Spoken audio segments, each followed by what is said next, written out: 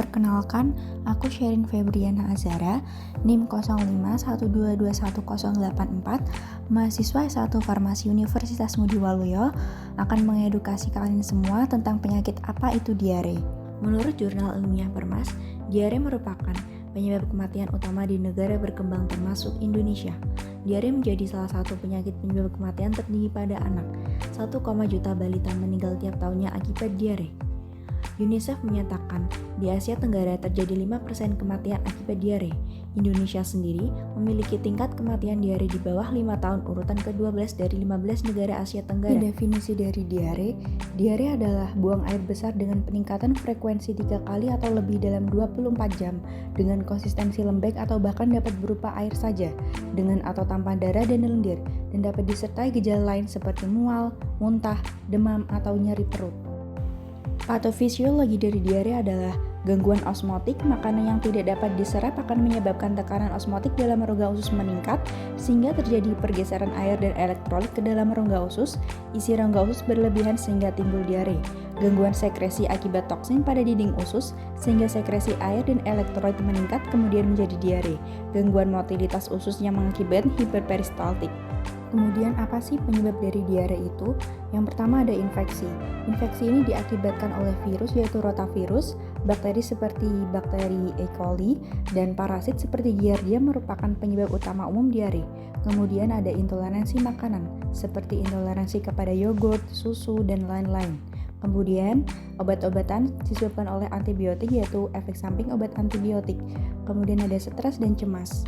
Perlu diketahui tanda dan gejala diare seperti kram atau nyeri perut, kembung, mual, muntah, demam dan darah di tinja, lendir di tinja, dan kebutuhan mendesak untuk buang air besar.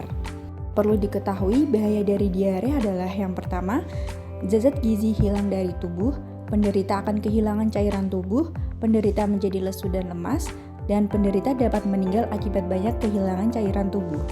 Kemudian jenis diare ada 4. Yang pertama ada diare akut. Ciri-cirinya terjadi tiba-tiba dan berlangsung kurang dari 14 hari.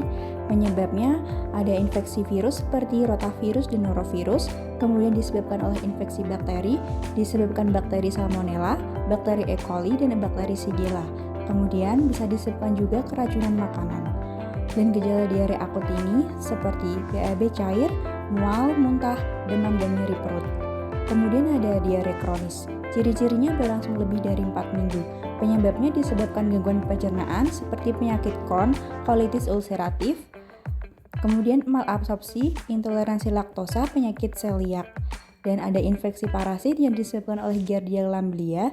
Gejalanya seperti diare terus-menerus, berat badan turun, dan gejala lain tergantung penyebabnya. Kemudian ada diare osmotik. Ciri-cirinya seperti terjadi akibat adanya zat tertentu dalam usus yang menarik air sehingga feses menjadi cair. Penyebabnya yaitu mengonsumsi makanan atau minuman dengan pemanis buatan seperti pemanis buatan sorbitol dan mannitol. Intoleransi laktosa. Kemudian ada diare sekrotorik. Ciri-cirinya ada tubuh mengeluarkan cairan berlebihan ke usus tanpa dipengaruhi pola makan.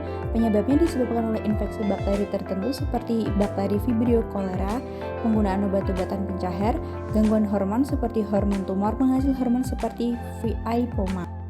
Kemudian ada terapi farmakologi dari pengobatan untuk diare. Yang pertama menggunakan guanis strep suspensi.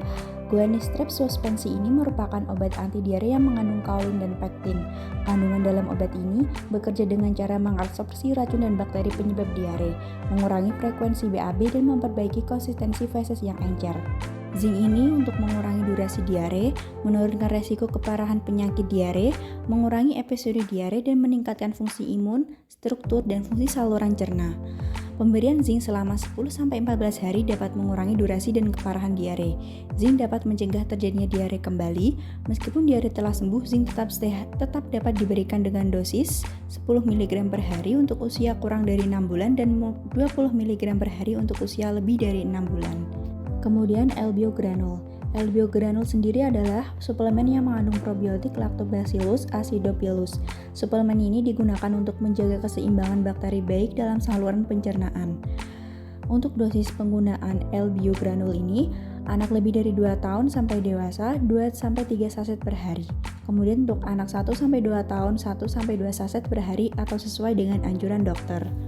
Kemudian ada obat Lactobi. Lactobi adalah suplemen probiotik untuk anak yang bermanfaat untuk membantu mencegah dan mengatasi diare, khususnya yang disebabkan oleh penggunaan antibiotik. Di dalam Lactobi terkandung bakteri baik yang bisa menjaga kesehatan sistem pencernaan. Lactobi sendiri suplemen berbentuk bubuk yang sering digunakan dalam penanganan diare pada anak-anak. Probiotik bekerja dengan melawan bakteri jahat yang berlebih di dalam usus sehingga mencegah dan membantu mengatasi diare. Pencegahan diare yang bisa kita lakukan di rumah seperti kebersihan diri dan lingkungan dengan mencuci tangan dengan sabun sebelum makan dan setelah buang air besar, kemudian mengkonsumsi air bersih, menggunakan air matang atau air minum yang terjamin kebersihannya, dan menghindari makanan beresiko seperti makanan mentah atau setengah matang, terutama daging, ikan, dan telur. Kemudian pengelolaan limbah yang baik, membuang sampah dan limbah dengan benar untuk mencegah kontaminasi, kemudian melakukan pola hidup sehat seperti mengkonsumsi makanan bergizi untuk menjaga daya tahan tubuh, menghindari stres berlebih yang dapat memicu gangguan pencernaan.